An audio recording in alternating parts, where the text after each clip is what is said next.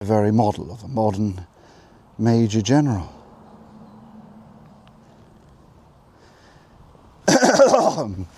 Excuse me. Excuse me. Excuse you. Here we are. I think in Leura again. And we are, well,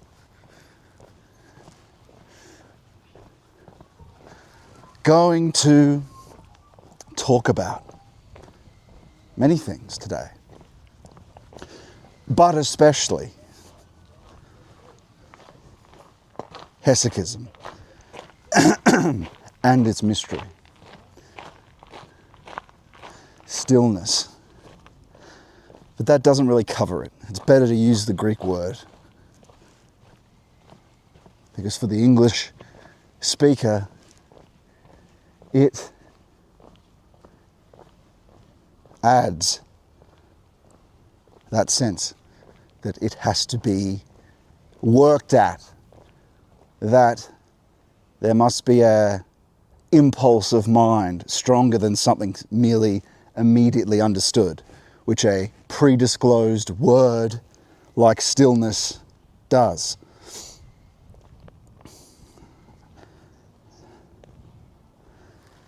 And it's working. Good, the stream's working. And that's a great problem. Presumption. We make a lot of presumption when we hear a word and make no spiritual effort to ascend from the current dead presencing of being that we are. And that spiritual impulse and effort is required if we are to escape, if we are to experience true freedom. There are some nice houses around this area. And so, really, and I'm working on the book, which should be finished at the end of this year, on everything we talk about. Not only a diagnosis, but the curative at the same time. Although ultimately the curative is provided by the master. Anything I say or do can only give you a bit of an impulse, and that impulse isn't even from me. His spirit may go along beside it and impel you to begin the practices of concentration without effort in prayer.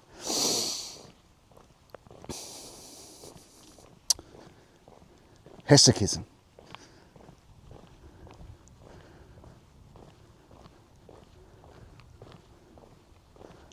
In a sense, is, in one aspect, the vacuum of the cloud of unknowing, of the eternal. Something must be given. It cannot be achieved under our own steam.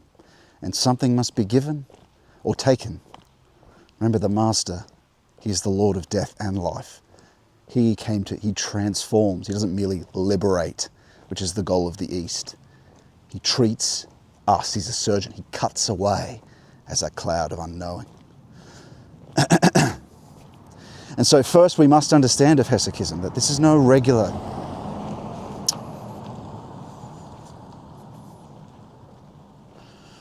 this unknowing, this unremembering, this death is no regular stillness. It's no psychological stillness. It's no Eastern stillness, which could be characterized as a bliss. That's true.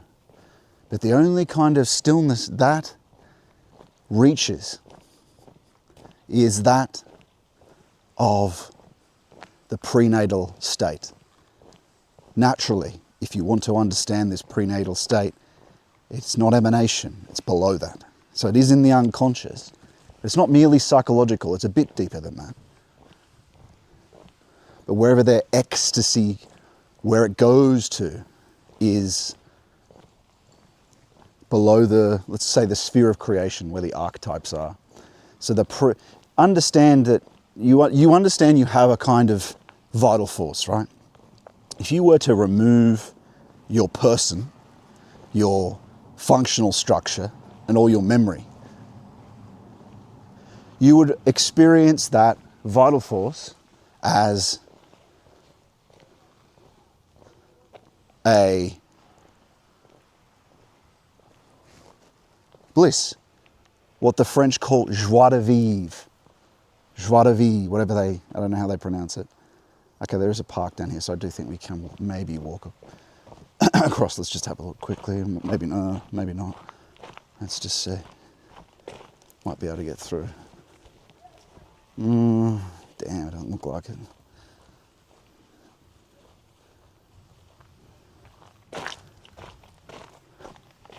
Looks like it's locked. How strange.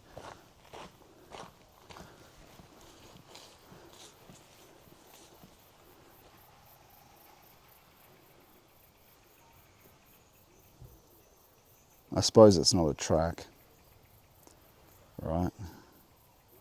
It's just a creek.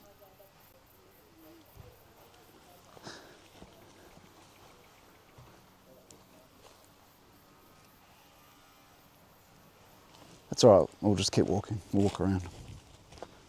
Shouldn't have come down this way. We shouldn't have come this way. Shouldn't have come, Frodo. So do all. I took the wrong path. I wish this had never come to me.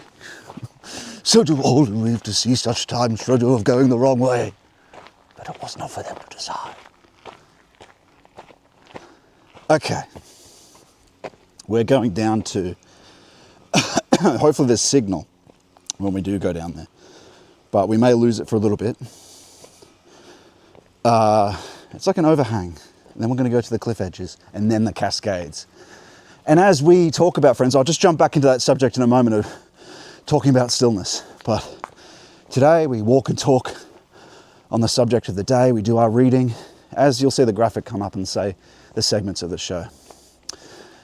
And so feel free to send any of your links if you want to discuss certain aspects of some stuff of the news. That's okay. We can talk about it in the final segment when I sit down with the laptop. But today we're talking about the mystery of Hesychism. And so that's as far as the East gets. We have to at least give them that. Not at least, at most, we can give them. Because, they reach the prenatal state. Before you incarnate fully, you are at that initial calm consciousness without just harmonized breath, let's say, without grace. So yes, peace. And that's where the Buddhists and the yogis, that's why whatever they do persists, because they can achieve that peace but no revelation. And as their yogis say, they're characterized by an abandonment of a personal God after. And they think this Brahma, this transcendent self, is God. Of course, as we know, it's not. This essential structure of the human being is not God. That there are some philosophies that postulate in their Easternisms that say, well, we can't say that. They don't admit that it is God. But that's a whole different story. That's just that's a philosophy, so an idealism. And a humanism, you could say. And so, this spiritual techniques. Right now we've talked about, we've seeded the mystery of Hesychism, which is beyond that, of course. Beatitude is beyond that, qualitatively, and to the true real. But let's talk about, before we go into some of the deeper mysteries of Hesychism.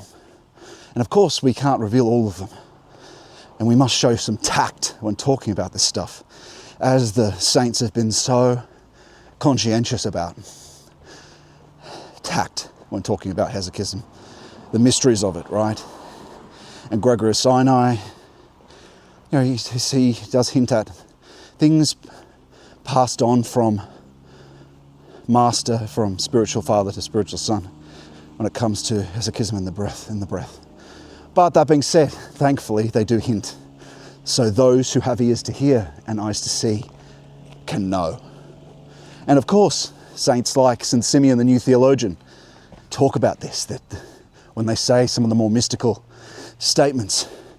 And it's also to help you when you're on this path, is that when you do start to experience these incredible mysteries, intimate mysteries, the closest of the closest, more I than I myself am, the most intimate,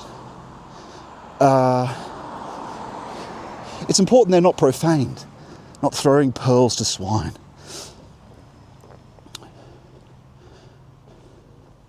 But we have to, and the Master will, if you go down this path, will make sure that you take care, and with certain mysteries, will make sure that it's only ever talked about symbolically, because it's for him to reveal to his chosen. And you become his.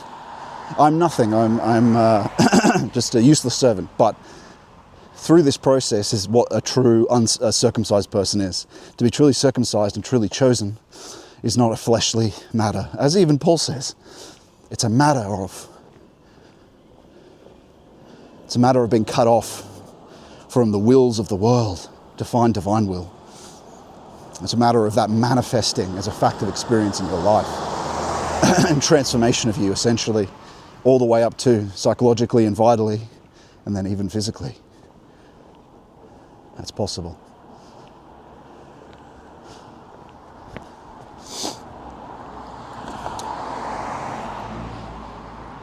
And so for us, not existentialists, essentialists, what's this related to? Well, I think it's St. Bernard, isn't it? His thesis of the image and likeness. That the likeness, well, from the fall it's warped and burned. And for us to have the likeness of God again, have to be completely transformed. But the image remains intact. It's singed in hell, but not destroyed. No matter what you do, it's still there. Even if you do reach a certain amount of sin, or you don't actually have any. There's two times where you, as the saints say, you won't be wounded by your conscience if you have purified yourself of the passions. And here's a lovely dry stone wall, by the way. We do like when things are done properly. Although it is not the old style where they don't concrete it in. Still looks good though. But anyway, sorry. The functional,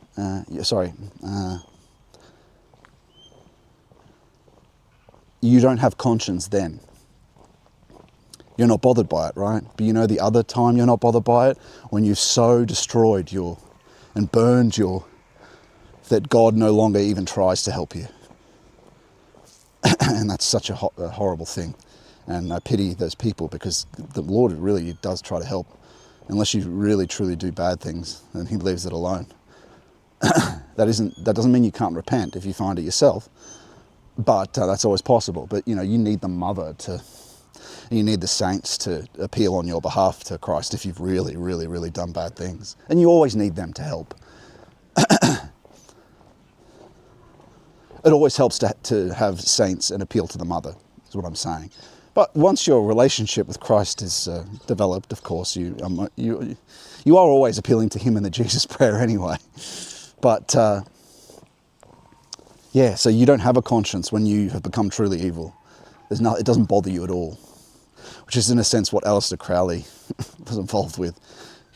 You have to have no limits. It's despicable and disgusting. And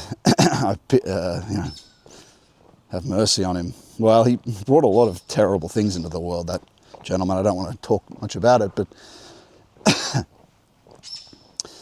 he's dead now. I mean, you still pray for everyone. So in praying for everyone, you are praying for him to be salved. But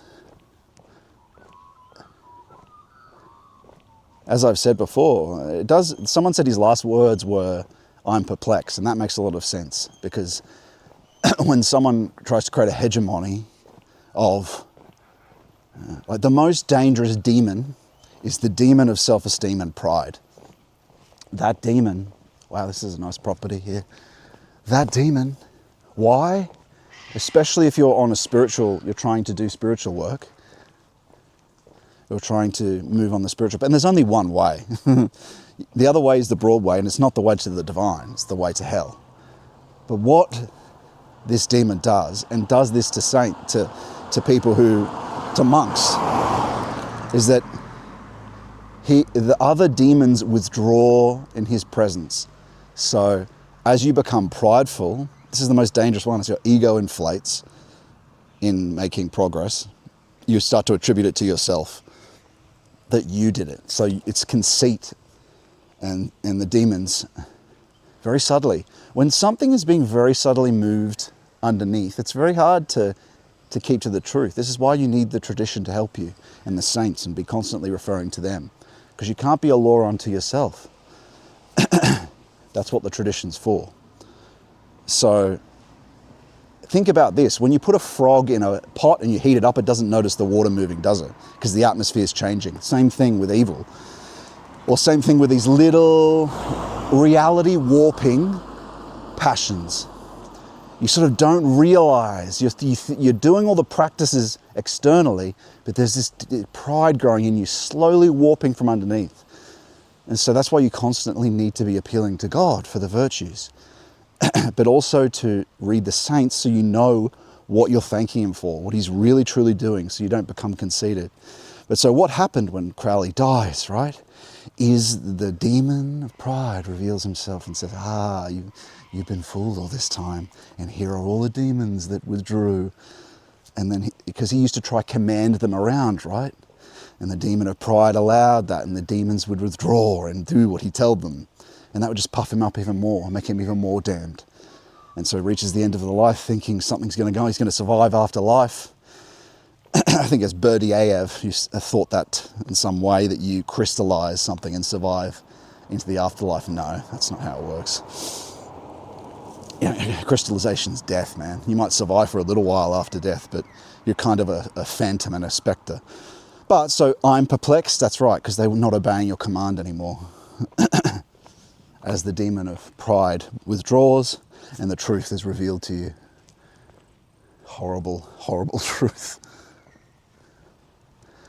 And so that's the broad way, hegemony, characterized by the wings of the bat. But we were talking about the image and likeness of God. So he'd completely warped and burned. He burned his image. He still had the image of God in him, though. But of course, God didn't talk to him through conscience. Let's see if this is still coming through. And but the likeness, he totally destroyed that. Destroyed that. Let's make sure that's still working.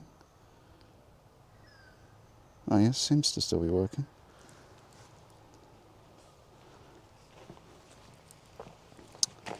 Yeah. So I just use that as an example to show you how easy it is to, well, he's not a great example of how easy it is, but he's an example of the worst thing you can do. But we're supposed to be talking about holy things, but we do have to explain why. And good, people will tune out, so in a sense, they don't want to know this. And that can be a good filter, because the stuff we're going to get to, well, you've got to be careful about how you reveal the mysteries. So now, this is pretty, isn't it? I think we came down here in winter, so there was no leaves last time. I guess I should have showed you that gateway. Just wouldn't mind showing this gateway as we enter it, because you might have missed that as we walk towards it. And so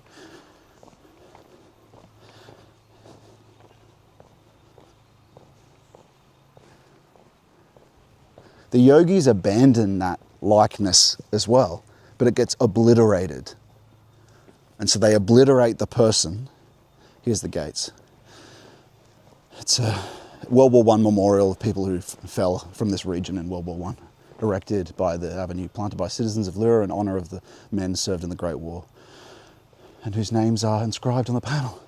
And we're not so far away from that Great War. We'll get back to the subject in a second, because when we read from Steiner, it's right in 1918 that, well, in 1924, it's only 6 years after it, and it's so much of that war affected what he has to say. And we're about to face the same thing. We've got a war in Iran, and AI ravages coming from that. Hello, there you go. Ravages coming from that. And so we need to be ready for that change. Actually, yeah, I think there's a garden here. We've walked past it once.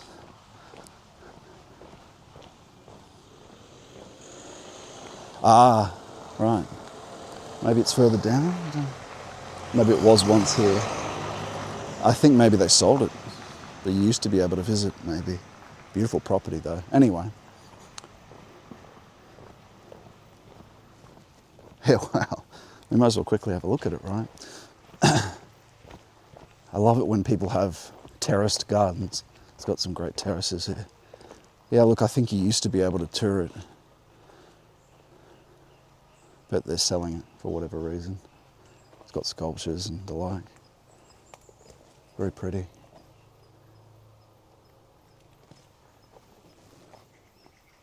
Did you get that?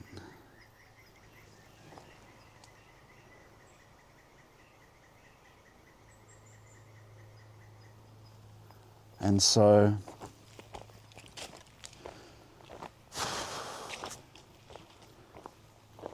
in both these broad ways, these different ways, they are both tied up with technology. One, Western man is completely programmed, but at least he only put his propositions, his technicalization, his killing of being, his crystallization of being into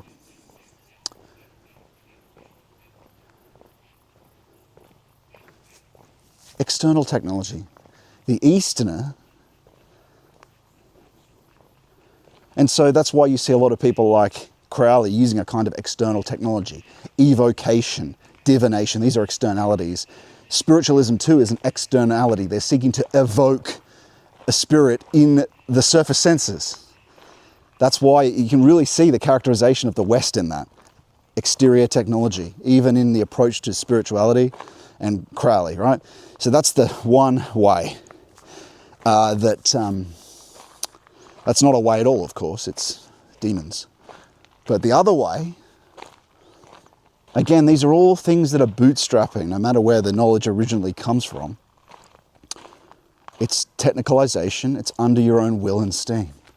And the Easterners technicalized, and we've talked about this before, but we've got to talk about it again, to have proper tact. The Easterners technicalized spiritual practice, technique. Yoga is I don't mean to be rude about it, but it's true.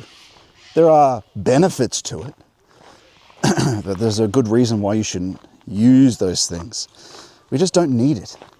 I mean, you could at most say, if you were completely, and I don't even want to say that, like some of the physical techniques to limber up your body a bit, but even that, just don't know. Like some people like Tomberg are a bit more friendly about that, just as a thing that is humanistically, but I just don't think you should be involved with it at all. In the West, we've got physiotherapy. You don't need that. Just go to a physiotherapist. Just don't involve yourself with it at all. You don't need it. And you just don't want to be tainted by that stuff at all. We've never used their practices. We have everything we need in effort and grace in the Jesus prayer. And we'll talk about why. But let's keep moving. And so the East, they talk about, the mental substance is brought to silence, to stillness, by the mind in concentration. See how that is brought about by you. In the true, what else do they do? We know from the Tibetan prayer wheel, all you have to do is spin this prayer wheel and it's an automatic prayer as long as it spins. There's no personal relationship in that. Spiritual technology.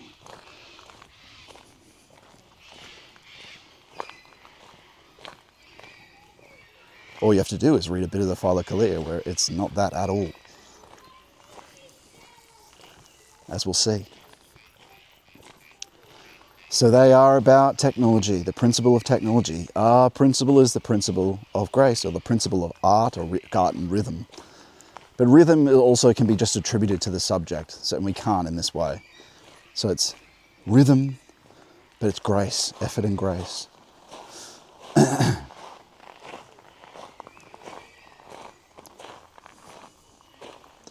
And so, as St. John of the Cross and all the saints of the Philokalia will tell you that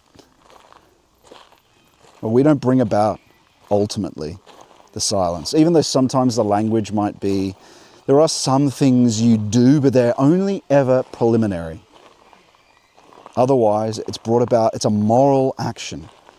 Moral logic is superior to formal logic. Moral logic is the logic of father and son, mother and daughter, mother and son, of love. That's why you always use the analogy of what a father does for you to better understand how Christ acts towards us with what's best for us, what we do, why things are left, some things are, why, for instance, why he doesn't just reveal himself to you without you first loving him. That's a mystery, isn't it? But there's so many things you have to understand. First, yes, he's a father, but also because he's love, not power. He is omnipotent collaboratively with us because of his requirement, not because of his need. His requirement of our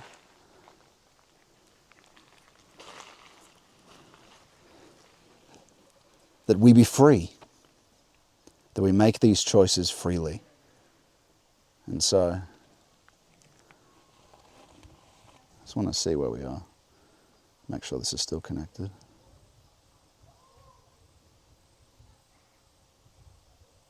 Seems to still be working.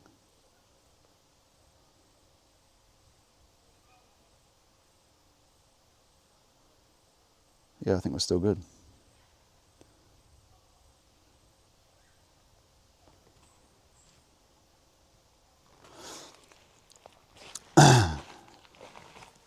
He requires that we come to him willingly. It would be a breach of freedom to just, he would be like the devil.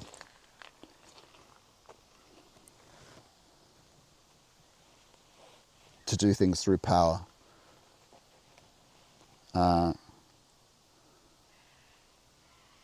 See where we are.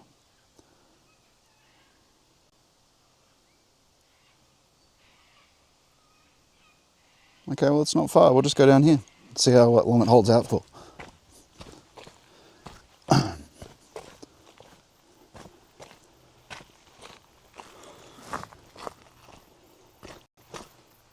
Oh. And so, oh, it's quite steep. It's not that far though. I can hear water flowing. Can you see where we're going?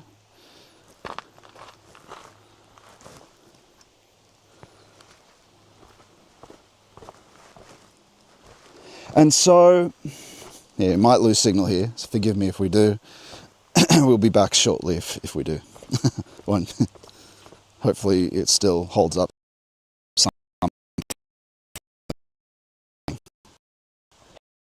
Because it is going down pretty far. It's beautiful.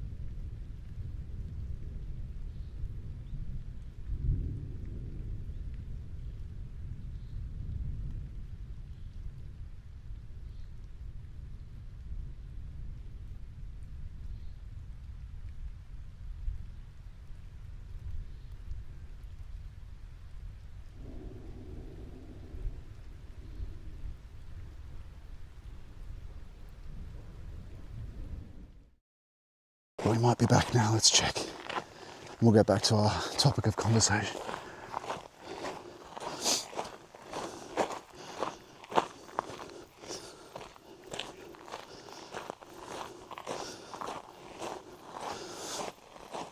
Okay, it's still not back. Shit. Come on. Okay, yes, we're back. Good. Yeah, sorry about that. I'm not sure how long the signal lasted. It probably dropped off, but as soon as I recognised it, I came straight back. It was pretty down there. Waterfalls. Maybe in the next model of this camera, there'll be a little record function and we can just play it back at some time during the stream. If we have any beautiful areas like that, it'd be easy to do that. But for now, if I started recording, it plays a bit haywire with the camera. It's a bit too much for it to do. But we're talking about how basically there is nothing else than Christianity. And that I'm trying to explain to you all, and anyone watching, any Eastern practice is just not going to help. It's not going to help. Is that you can see from the Philokalia. Gregory Palamas talks about concentration. We don't need their practices. And their practices at the same time also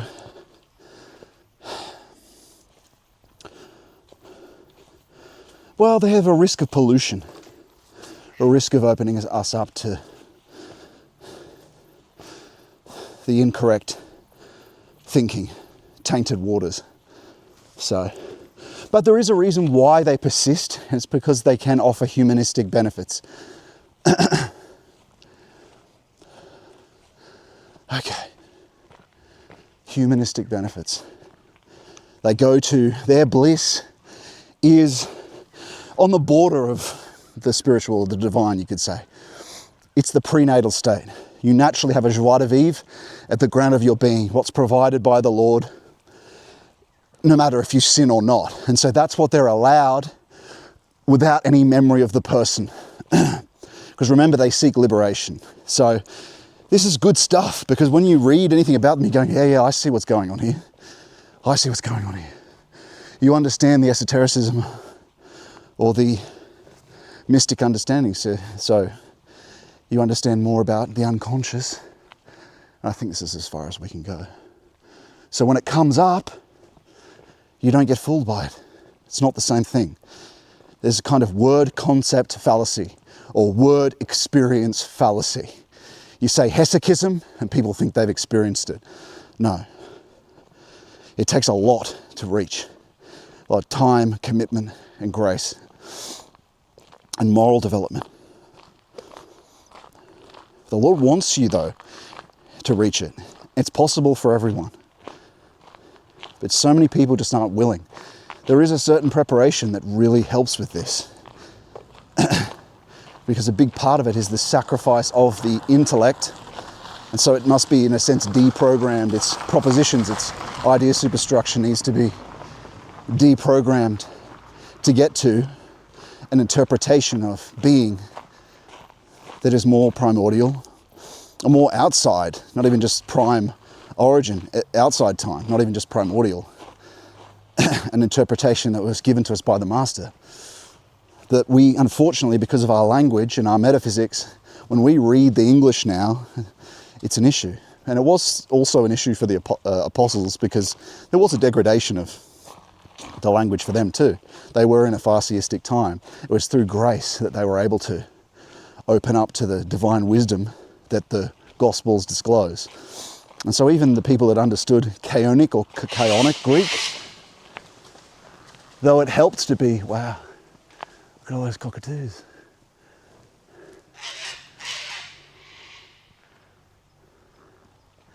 Dare I say messengers sometimes. Or the expression of them. The expression of them, what is a better way to put it. Sometimes. Or the symptoms of them.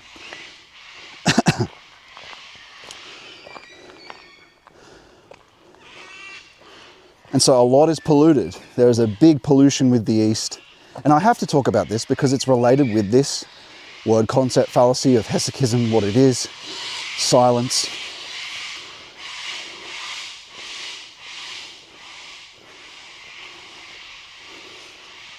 in the utter depths of a very developed over years and years contemplation, the total silence of all memory, all valuation, all sense. Really, Hesychism symbolically is to be like the cup, utterly receptive to grace. Whereas for the Easterners, they're not receptive to anything because they have obliterated their responsibility with a false sobriety and a false value hierarchy, right? So they may think they're being sober following a certain way of behavior, right? But their goods are all corrupted because they come from temporality. They're not outside. They seek liberation in their value hierarchy. Christ came to show what the true depth of being is, the depth of, the eternal. Ooh. Hear that? Thundering. The true eternal. And the rain comes right as we say that. The true eternal is His love. He came to transform. He is life and death, not merely life, like their avatars proclaim of themselves. He doesn't come to liberate the good. He transforms what we formerly, in our fallen, since the fall, had deemed to be the value hierarchy, or even with lower spirits, fallen hierarchies had set up in humans. So what is that? It's a treatment. Humanity is not a mere animal. Jesus Christ has sanctified and saved us. Sanctified and saved us. Made us with the possibility of becoming His children. God's. Through accepting the mission of creation, not abandoning it, not fleeing from it. And fair enough, I suppose, in pagan times that was the only option while He was preparing things.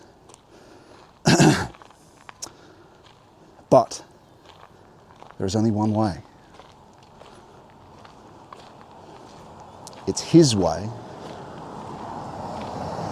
And it can only be found, He can only be found as divine revelation, as a fact of experience through Hesychism. But the road to becoming this empty cup means to become virginal. To be virginal is to have our functional structure, divine likeness restored. Luckily, you can receive interaction from Him through first seeking contemplation, or first seeking purification, illumination, union. Those that are more intellectually minded, it's usually best to do it this way, as the saints say. Though some of them differ on this, but asceticism cannot bring about true Hesychism, the full Hesychism, on its own. It has to come with Hesychistic prayer, mystic prayer, which involves concentration, which leads to divine contemplation. And that can only be granted through grace, but it begins with the concentration. And so the part of why the silence is divine, and it lays open the way through Him in His grace to, how beautiful these wide roads, these huge trees, European trees. It's probably normal for a European, but for me, I like it a lot. Think about it. When we're granted this hope, divine hope, the way is laid open to that from an obliteration. Oh, there was a way through there, damn. See, that's where we were with the field that was before. Don't have an umbrella today. I didn't think it was gonna. And then that storm is coming this way. We might have to take shelter at some point. But When you obliterate all your desire, all your goals for the future, when your memory, you still retain your memory, but he cuts away as the surgeon over time all false value for things of the world, because you ask him for his mercy, and he grants a freedom from the desires of the world, because you ask the Lord, Lord, transform my will to your will. Let it be with me according to your will. Because you show first a will to make love him your chief desire. That's how it begins. You can desire him and union with him, but you lack a love for him yet, right? But you want it. And so from there it can begin, by you appealing to his mercy. Lord, have mercy on me. Grant me a deeper love of you. Grant me your divine love. Grant me a love of you and the Father and the Mother and the hierarchies and the saints. Pray for this every day. Of course, while doing your practices. And so through that, the rest is obliterated. He obliterates the rest. Kookaburras. And think about it. When you come to do your concentration, well, you are also showing a desire to love him and a love for him, because you're going into, can you hear that? You're going into a poverty, which is a road to silence. It's not the full silence, but it's a road to silence. You're silencing the outer senses. You're going into your cave, your tabernacle, and closing the door, like the Master told us to do.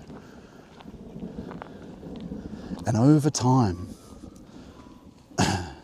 a deadening, a divine, life-giving deadening is granted, as the saints of the Philokalia say, to the limbs, to being, and we become more and more distant to we still have our senses there, but we're distant from them. We're being taken somewhere. Not completely, but an amount of our being, and that grows. And so at the same time as he's transforming our will, because we've asked him for it, he is, there's another nice property here. I've always wanted to, I mean, I don't own anything like this, but I've always wanted a driveway like this, that you can't see where the front of the house is and leads through some forest, or the European garden. I don't really want it, I don't care. It's just a material thing, but... And so, what were we saying? Yeah, think about it. When you don't care, when it's not in your care or in your will, he can grant that to you. Say, you have to live, we say, but when you go down to him through your concentration without effort in prayer, he draws you into the deeper unconscious, but fully awake. You go to sleep and wake up more at the same time. You fall asleep and die to the things of the world and your own sense experience. But in return, a replacement is granted. And this is how it is completely different from any other low thing. And there's one way, is that you love everything objectively. You are granted this way by the Angeloi. Your being, because you have worked on all your sins and passions at the same time, is turned into the divine likeness. And in the divine likeness, you have all Christ's virtues. You're cut off from the archetypes, yet you still love everything, right? And so at the start, this can be shown to you as a sheer grace before it becomes more and more present during your daily life over a long period of time. But in the depth of your concentration without effort practice, you can be shown this divine love and silence. It begins with silence though. First you're shown the silence. Love comes a lot later. Finding Jesus in the depth of the heart with the prayer of the heart, which we're not talking about today. We're talking about Hesychasm and the mystery of the breath. And so he's obliterated, and for a moment you can be shown in advance through his spiritual milk, through grace, because you've been praying for it and asking for his mercy, what that's like. And again, it's not the prenatal state, it's a preparation, but also in that silence you are a receptacle for revelation. So what's also added to it is, because of all your goals of temporality, your memory, you still are what you are. But like I said, deadening of the limbs, dying to the world, all your care for it in an egoistic way. But what's returned is a love for everything. But the silence that's granted is a freedom from any worldly thing. And it stays. The zone of silence becomes something that you can bring your attention to while your eyes are open in the world. And from there, it's your way of touching him. Like I've said, that's behind the eyes. You feel it behind the eyes. And spiritual touch, right? You can call it that. But it's silence, the zone of silence. You can bring your attention to it.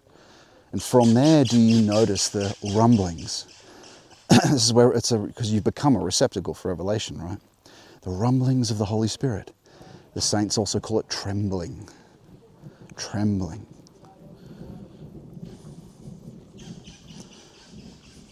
But the first experiences of it are being freed from any temporal care, egoistic care. And then being given a hope for the future. See, it's not a prenatal state.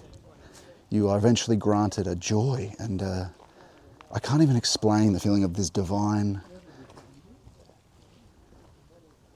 You're free, but you've received the revelation in a deeper level of your being, of Jesus's plan, or the future itself.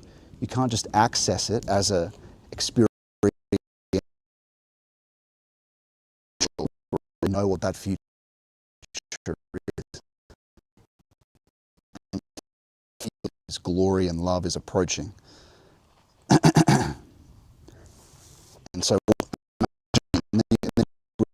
you'll retain it during the day as well. And you walk around it. It's a place that you can bring your attention to. It's kind of like where you feel emotion from. You can bring your attention to that. It's kind of, you could sort of say it's the zone is around that area behind the eyes to begin with. But really the zone of silence touches everything. Anyway, it's not accessible or noticeable until you've been doing the core practice, concentration without effort, in prayer for, 6 months. 3 to 6 months, you might notice the very beginnings of the spiritual touch, right?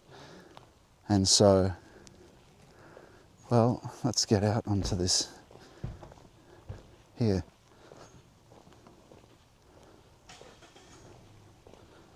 But it approaches this silence in the depth of concentration. It's not just the silence. And of course, the demons flee in the face of it. It also is a kind of, and the saints describe all this phenomenology. It's confirmed in the Philokalia, what I'm saying. But it's almost like at times, it's like a vacuum, an exaltation of a pregnant silence. So the voices have stopped, the temptations have stopped because you've rejected them all, and you're visited by the angeloi. They take you up, let's say. And you experience, like near the start of the practice, you experience the deadening of the limbs, a distance from the limbs where you're not squirmy anymore, but it's a silencing of the limbs. So I'm trying to give you many of the mystery of phenomena of the silence. And from there, last time I was here, the signet worked, so I'm assuming it's probably going to work this time. Then you experience this coming, like, this storm. You know, the atmosphere changes. The atmosphere changes when you hear the rumbling of thunder. There's an atmospheric change of, ooh, okay, something's here that is more primordial, like a threat, but it's not a threat. It doesn't feel like a threat at all. And the saints describe this too. It's the awe, there's a deeper, it's subtle though. It's an atmospheric change of a pregnant silence. There's something pregnant there, and you wait.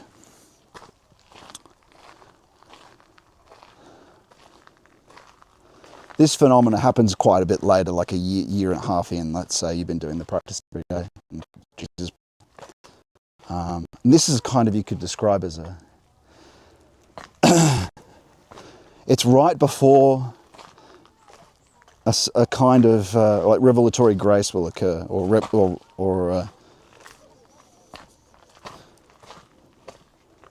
it's uncreated and also unseen. And all the saints do describe, right? You need to deny all the imaginary and it's a secondary phenomena like we talk about to begin with for your own safety, right? Because you're dissolving the imagistic unconscious, which is a closer to the surface layer. Close to the surface layer. But all of them, even Gregory of Sanai, who, oh wow, there's a lot of clouds and stuff around. Even Gregory of Sanai, he does say that after you've gone to this silence, does it become possible to see divine light? Wow, it's actually prettier with the clouds around, isn't it? We didn't see that last time.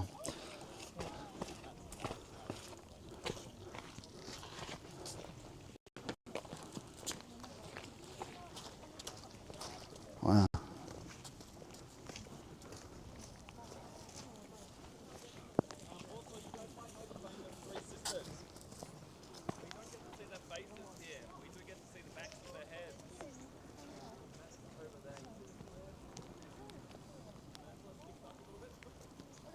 Damn, I wish I'd brought my umbrella today. Oh well. Don't know what we'll do.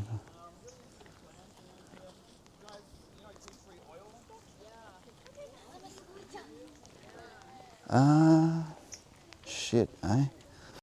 No jacket, no anything. You know what? The replacements are so cheap. I think I'm just going to keep using it.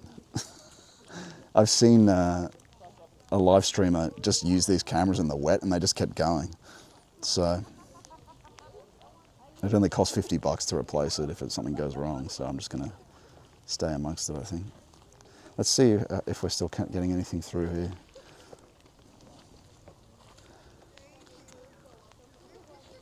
Okay, it might be working a little bit. Is it? Yeah, I think so.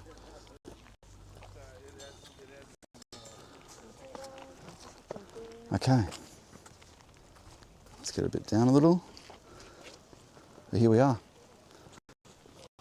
Elysian Rock. We've been here once before, in the weather and not with some epic clouds around.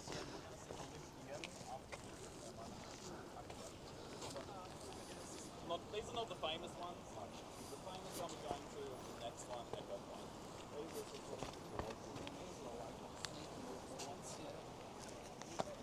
And so we were talking about, it's like the approach of when you first notice a first subtle thunderstorm and the subtle awe of that. But it's a good thing. And the saints talk about this phenomena too. It's not a fear. It's a good thing. But the trembling is an exaltation that we naturally have for the Lord because we love him. And so, wow, look at that, eh? Here we are. That's the best analogy I can think of. And that's because revelation is present. It's not a mere, what do we call it, prenatal state that the Easterners experience, this silence. And so this Hesychism, silence, is many different things.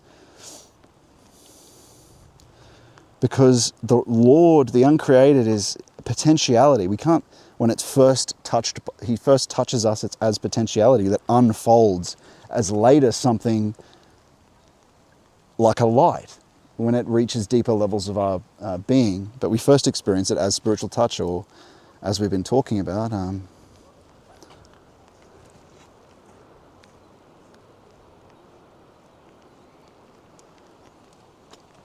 And so that should help people when they get to that stage. But it's also characterized by a freedom sometimes, or his glory of hope, which is experienced before that exaltation is experienced. It was for me anyway. The camera should keep functioning. It did for those people with their stream through Japanese rain and cycling through it, so it should for us. It's pretty robust. And so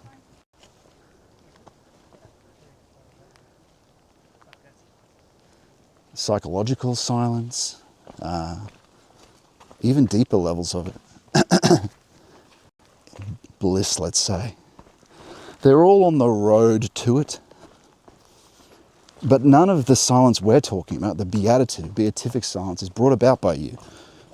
The Lord watches and waits, and through your efforts, hopefully that's screwed in quite tightly. I don't want to lose my camera.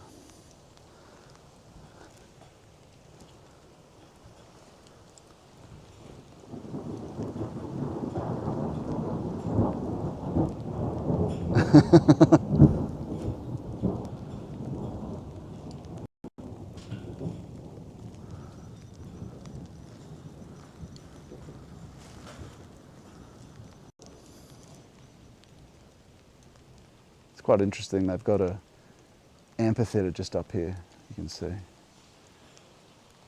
I can do this. Can you see it? Up there. Anyway.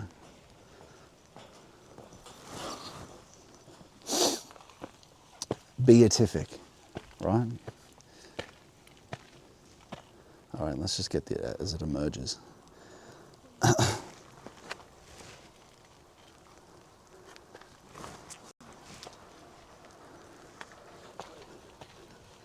They're quite pretty. They're quite pretty, aren't they?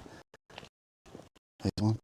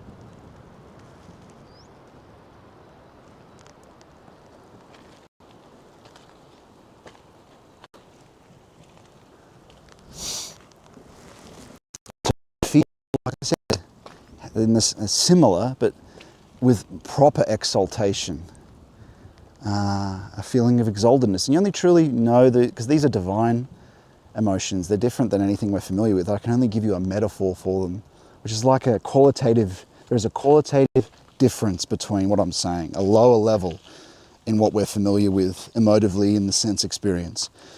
And so it's another level up, or order of magnitude up.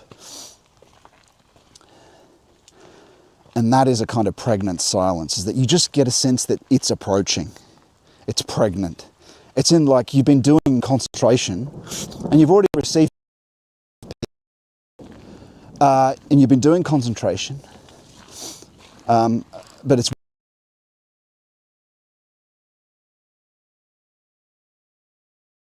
and it's just pregnant. It's in like you've been doing concentration and you've already received and you've been doing concentration by the Lord's going into the wilderness and being tempted by the three archetypal temptations. The angels visit on him and they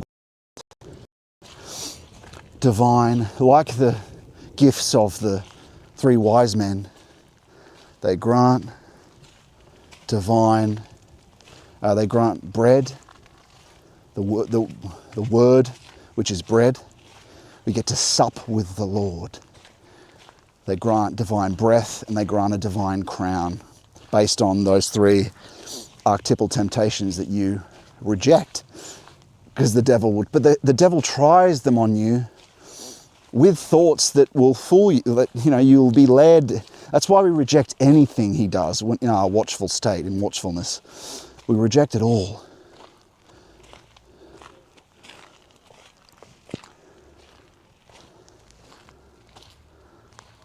It's definitely cool to see it. Cool. It's definitely adds scale to see the clouds wrap over the top of them. Makes it more awe-inspiring. Yeah, so anything nature can give you is not the same thing as what we're talking about here. It's qualitatively different. Just like bliss is qualitatively different from beatitude, and joy is qualitatively different from bliss, and pleasure is qualitatively different from joy. You only experience the others when you're becoming more essential. And so this can only...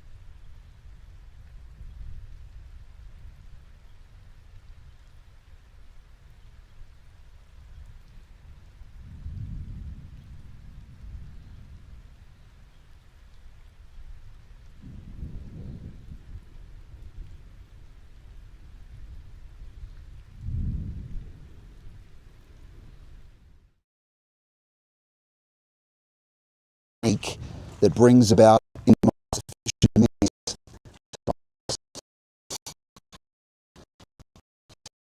for the cycle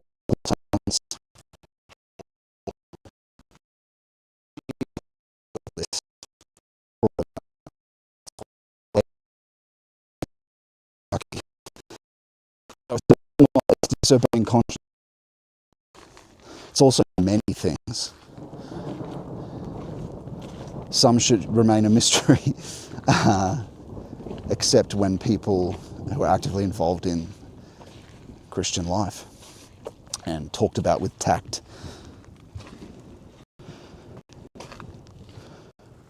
And so we were talking about, well, what happens? A restoration of the likeness of God in us. At the same time, as we've been perverted since the fall, the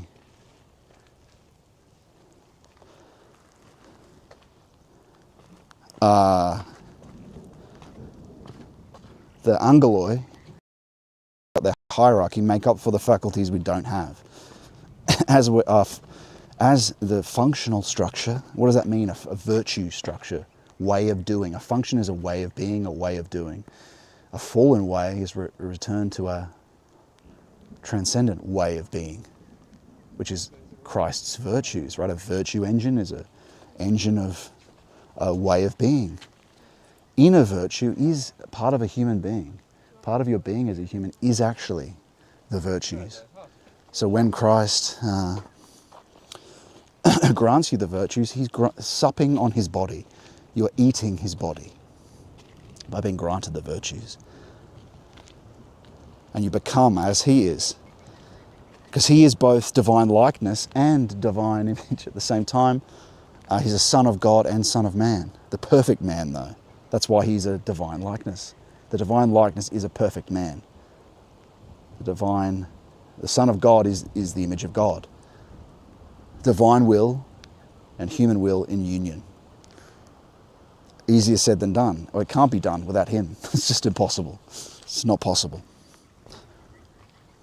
And that's why prayer and concentration without effort practice is the most important thing, because we just can't do it as a virtue ethics.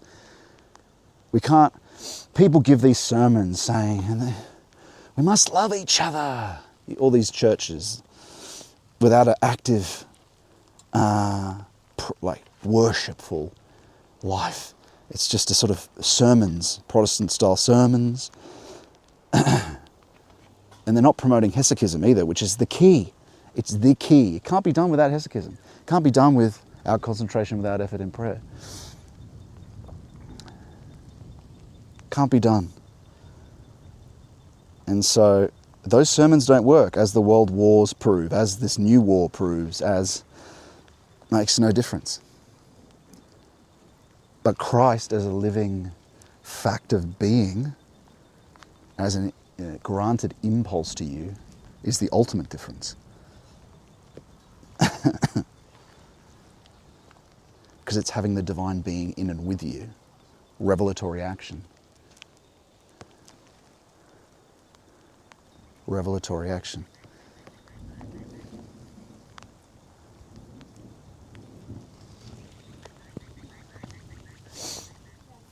Because what is morality? Morality isn't some ethics of propositions and a categorical imperative. No.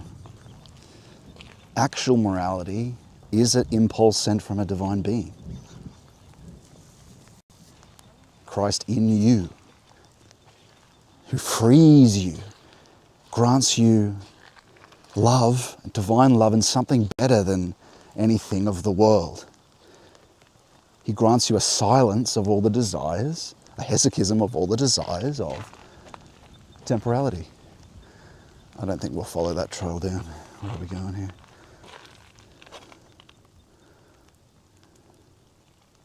Yeah, the signal seems to be breaking up, but let's see. Yeah, hopefully the camera holds that. It did for those, like I said, I'm a bit worried about it. But I'm not worried about it money-wise, because we can just, it's $50 for a replacement on this scheme that I'm on, but I just don't want to lose it now. Let me just see where we are. Are we on the, I think that's the last lookout, I think. And so, yeah, we'll go back up, I think.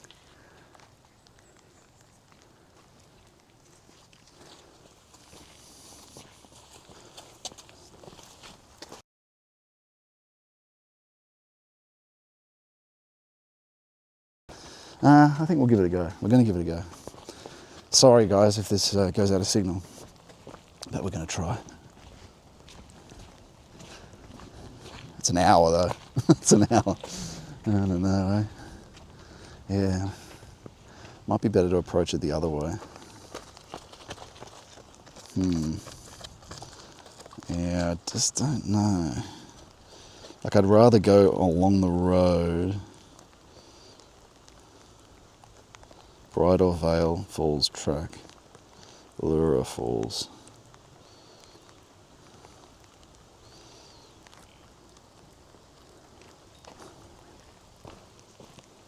Yeah. I think it's just going to disconnect if we go down there. Yeah, I'm going to go back up then. Fuck it. All right. So we were talking about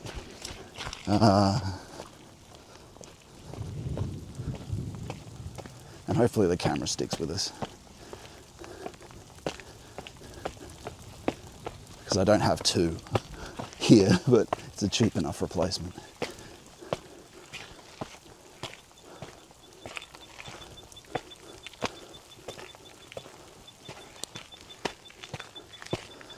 And so we were talking about supping with Christ.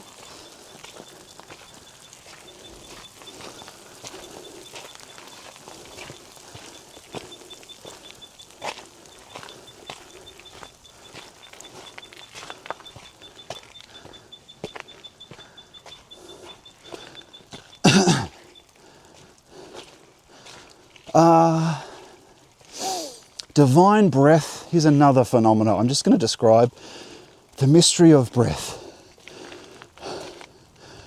If you turn down, if you reject the temptations, in your concentration without effort in prayer, grace of silence is granted. These other phenomena of silence I've talked about before are granted, and revelation's granted.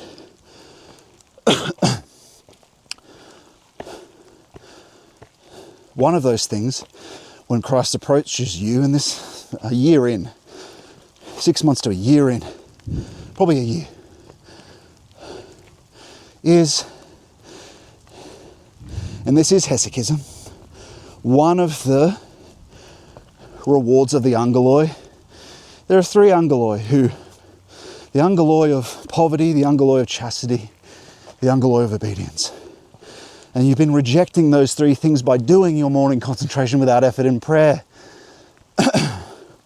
But you do it every practice as well when the thoughts come to you and you think no and continue your concentration. You're participating in what the Master also did as going into the wilderness. Angels visited upon him after, so too will they with you. But eventually it becomes possible to experience the Lord's eternal silent breath. It's felt, not seen, uncreated, has the immediacy of touch. It is talked about in the Philokalia several times, hinted at, the Lord's breath. It is a breath of, what do they call it? They call it a emollient breath. Christ's peaceful emollient breath. He says in the Gospels, in the depth of silence, this is, by the way, mystic prayer.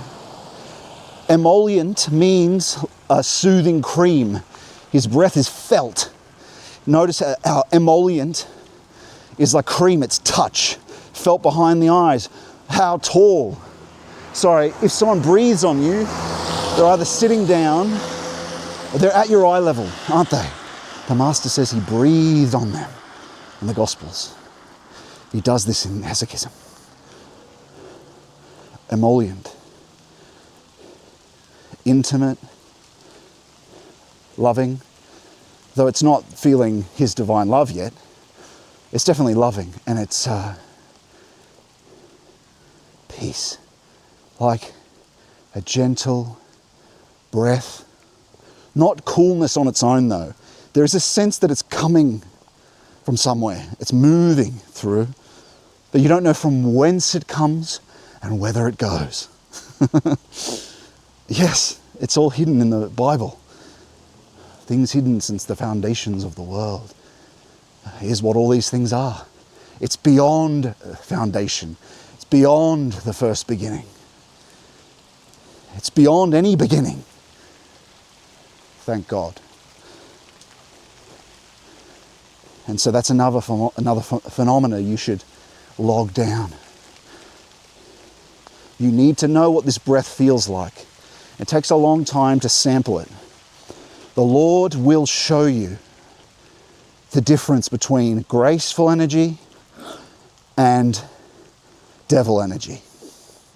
You, as a beginner, you'll notice you won't really be able to know the difference. And St. Mark, the ascetic, says, don't scrutinize them too closely, because there's some truth in one, and he says, lay it all before the Lord. What that means is, log it down. If something's been said to you, something's been felt, keep a memory of it, because eventually you will know the difference, right? But you got to keep it neither confirming nor denying, in a sense, until later. Because you've got to be careful. You have to use the epistemic principle. And so St. Gregory of Sanai expands on that, and describes these different energies in more detail.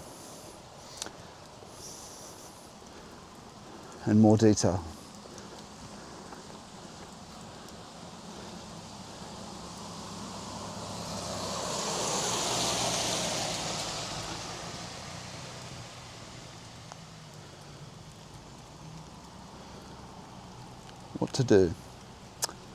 Go down to the Cascades or go up to somewhere that might be undercover? I think we might just, I don't know.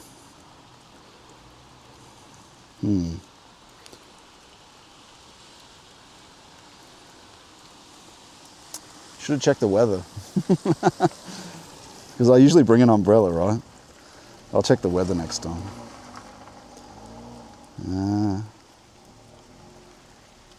Is it still working? We're on a good rant. We're on a good speech there. Let me just check. Still working? Yeah, it seems to be working.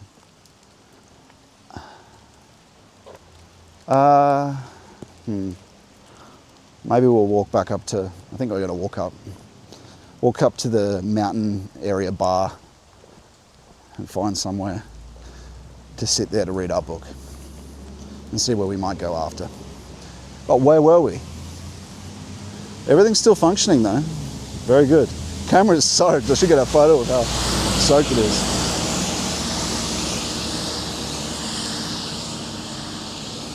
But I have seen it operate for a long time in the wet.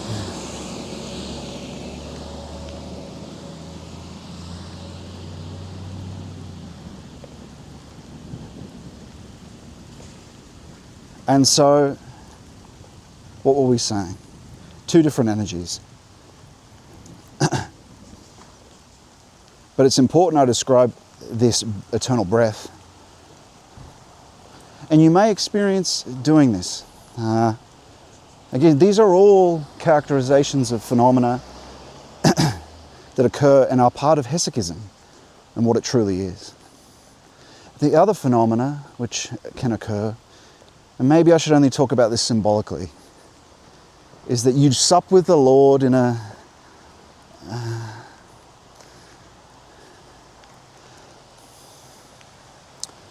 well, let's just say, remember lembas bread? It's like a sweet whey bread of the elves. What you imagine that might taste and smell like, that's something that you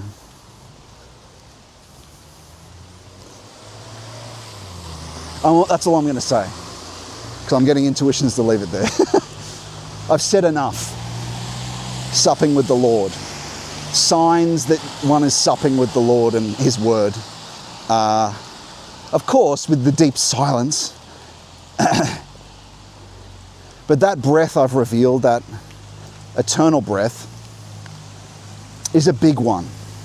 That will happen almost every practice, eventually. The Lord grants that breath of peace, this emollient, like a healing cream behind the eyes, like quicksilver running in a direction. But don't be fooled, because the devil can use a coolness that's just coolness on its own. There's no sort of movement. But that doesn't happen while you're in your practice. That's only if you're trying to ask questions of conscience and intuition. So don't worry about that. But it is something to keep in mind. You must, the further you progress in this way, and it can't be done without grace, and you have to be doing an hour a day of concentration without effort in prayer. The further you progress, the more confident you can be in the intuitions of conscience, that the way of doing which is talked about in the lecture I've got on how to discern the Holy Spirit and authentic conscience, because the Lord communicates through conscience. Your conscience is understood to be Well, it's something that did not exist before the Lord incarnated. It wasn't accessible. It comes through the divine image, and as you become more essential, your conscience becomes more authentic, more true. And so when it's after you do something that's objectively bad, and Revelation reveals what's objectively bad, and a good peace, joy, and it has to have the peace with it, joy, sometimes divine breath later on, after you do it. This can be, through the Lord's grace, exacted. We can ask him questions, and through his grace he'll send you these feelings of conscience before the action's done.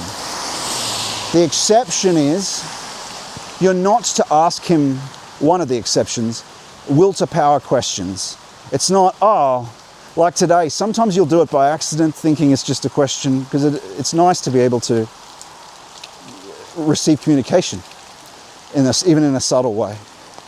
But should I go down into that cascade, right? It's not for the Lord to determine if there's signal down there.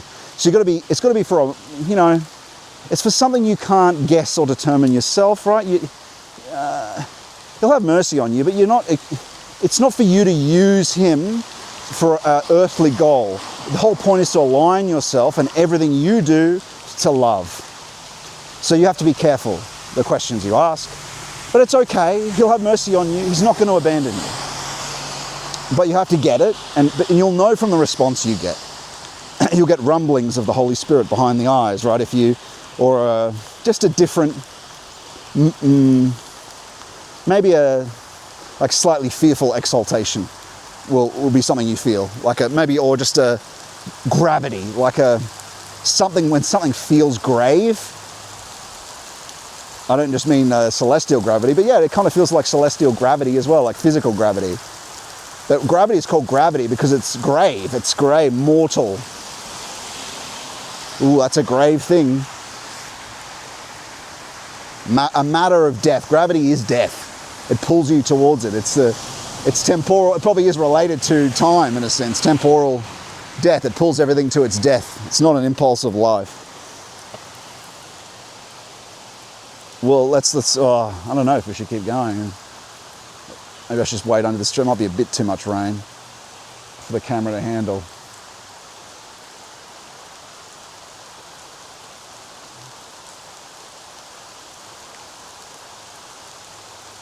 Still good though.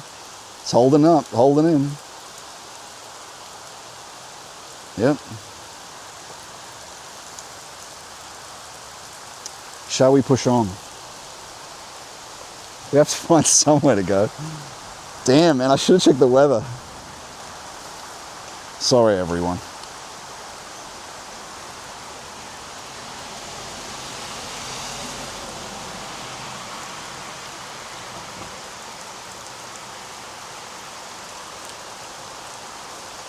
I might as well take this as an opportunity to check the old, read out some chats.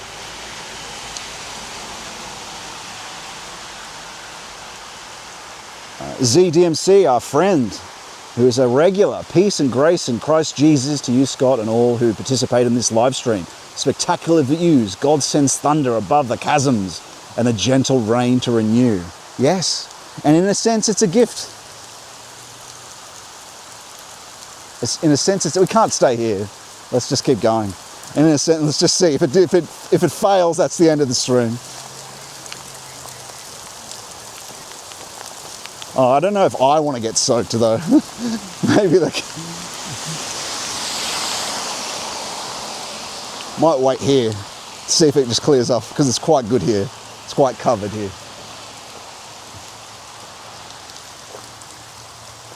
It's quite dry. Right here is quite dry. I abandoned that pretty quick. Yeah, because I don't want to get wet. I don't mind if the camera seems to still work, but for now. But I don't want to get wet.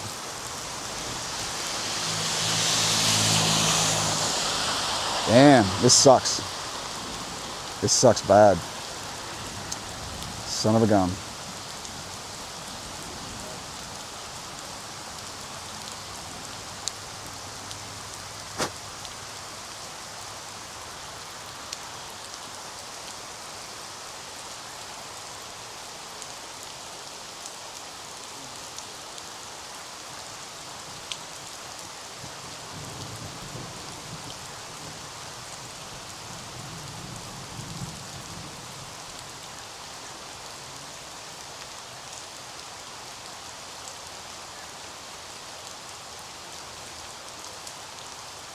It's funny. I can just see a woman there. She's got her yoga pants on.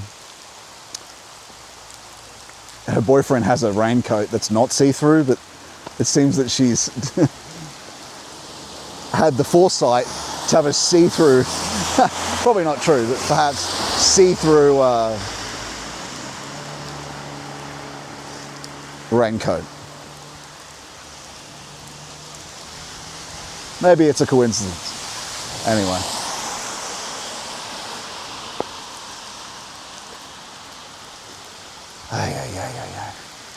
Well, it doesn't mean we can't keep talking, so...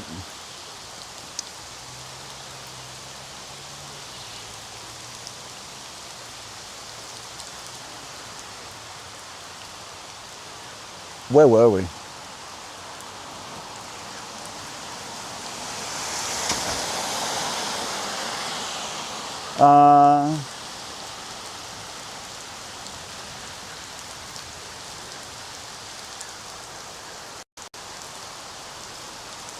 Divine breath. And the crown that's a reward for obedience, the angel of obedience, is divine wisdom, which is something, and that divine wisdom is this conscience we've been talking about. It's what you are able to eventually access in the silence. It comes from the zone of silence, which is, like I said, it feels as if this zone of silence it's a place you can bring your attention eventually. Sort of, it's behind the eyes, near-ish where emotiveness is felt. It's not the same. I'm just saying these are the places that you'll recognize it after a practice, after you've been doing it for 6 months. Like it feels like a subtle pressure in that area. And so that is the zone of silence. You can eventually just bring your attention to this extra, transcending the normal senses place. That's part of Hesychism and contemplation. But conscience, none of this can be done without conscience, because you don't get divine wisdom, it's revelation. Conscience is a revelation of the good that you should do, of divine will eventually. And so conscience eventually is sort of, you're less objective to begin with. So it's said, of course, that the conscience of the world is Jesus Christ, of the whole of humanity. And divine humanity is Jesus Christ, of the cosmos, of the universe. And when I say world, that means universe, man. Cosmos, it's the whole thing is Earth. This whole universe is Earth in a sense, as a symbol. Facticity is Earth. It's the center of the cosmos. Transcendently. It doesn't seem that way, but universal rest can't be determined in the scientific mode. So,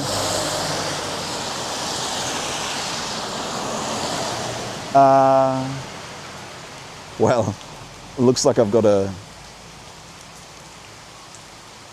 what do you call it? One of those Hollywood filters on the lens.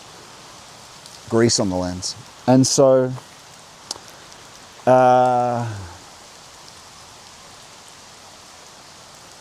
conscience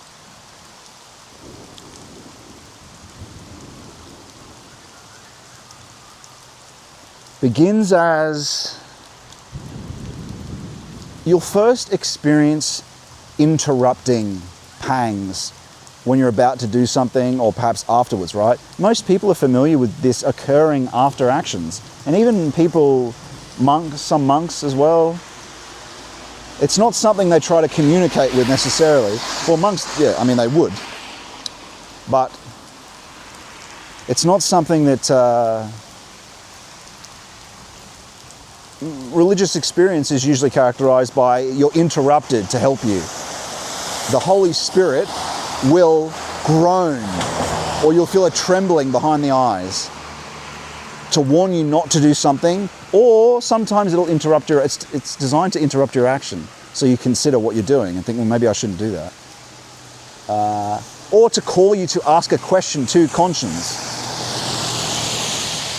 As soon as it happens for me, I'll look around, well, what am I doing here? Okay, maybe I shouldn't be doing that, or maybe I should. Maybe it's reinforcing, maybe it's telling me. And so then I'll ask. And then it's attended and felt in the zone of silence, behind the eyes, or behind the forehead, where I was saying, behind the eyes. And so, what's a way to understand this? Because to begin to be advised by divine wisdom through your conscience, which is also called intuition, which is also what the saints mean when they say intellect. Intellect is near the ground of the heart. It is this zone of silence as well. These things are all connected. The heart is actually physically connected to this, and they unite in the depth of practice later on. But I'm not going to go into the detail of that.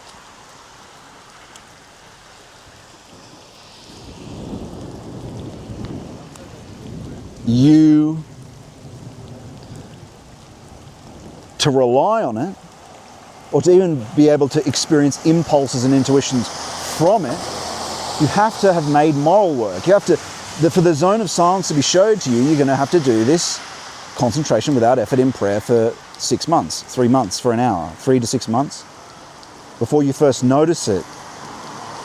But you're not doing some objective practice. It's a moral action, because in every concentration without effort, and the rain stopped a bit. These people are going for it, so maybe I'll go for it. The rain has stopped. It's a moral action. In each concentration, you're taking the oath of poverty, obedience, and chastity. You're rejecting all the temptations while you're doing it, aren't you? So you're practicing chastity. You're practicing poverty because it's a poverty of the senses. It's a silence of the senses because you're closing your eyes. You're in a quiet space. Earplugs in your ears. And eventually your vision is actually dissolved. That's a silence for you.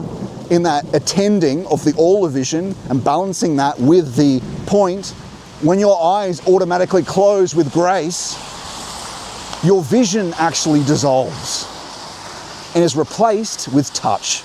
That's why it's spiritual touch, right? You'll notice that if you observe long enough, or if you force your eyes to be open when grace is trying to close them. You'll notice on the edge of where the eyelids are, a darkening of vision itself. And that, my friends,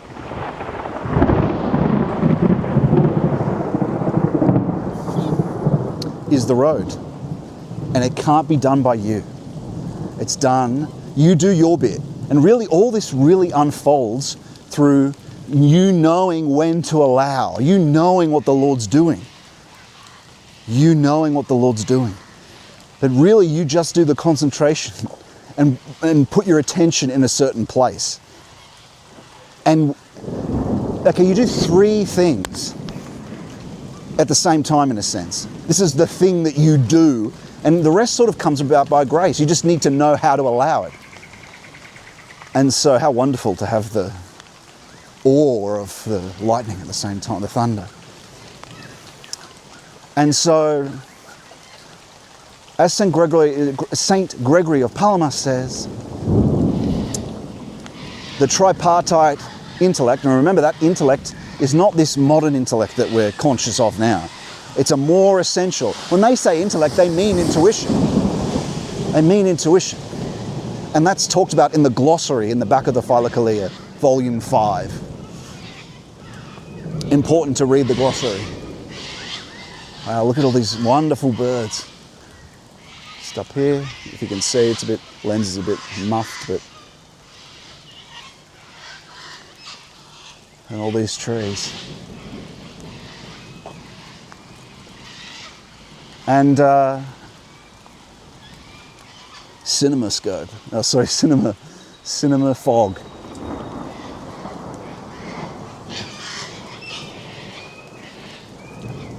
And so,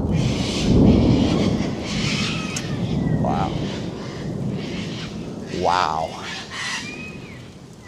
Listen to that.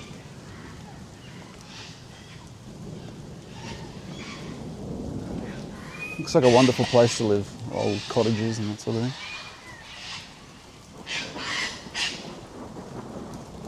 And so,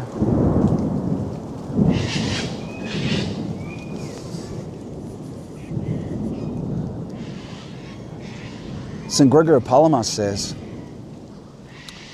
it's the tripartite. It's, you are the one who prays. You are the heart, the essential intellect, the which is intuition, it's not intellect as a modern understands it, you are at the same time the defender of that thing. You are the thing you're defending by, you are the person swatting away the enemy's temptations. Wow.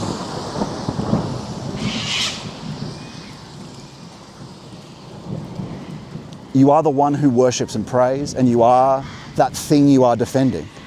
The being you, the heart at the same time. Tripartite.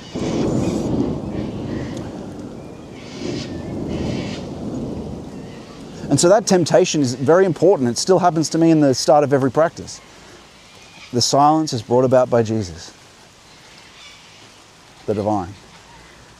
In response to my moral and our moral effort to reject the temptations. It's an incredible training every morning. The concentration is a moral effort to reject the thoughts that try to distract us. And they want desperately, of most of all, to stop you. They want to stop you from doing Hesychism. That is what they want. If they can stop you with the internet, distractions, everything, they are successful. It is the most likely way, truly the only way to contemplation of a union or perfection with God. Fuck, rain's picked up. I don't know, hopefully the camera survives. Excuse my language. I no longer have a kind of party mouth that I once did, because it's, you know, it's a bit low, isn't it?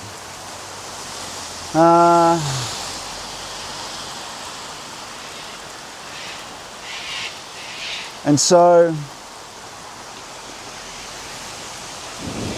pretty dry under here.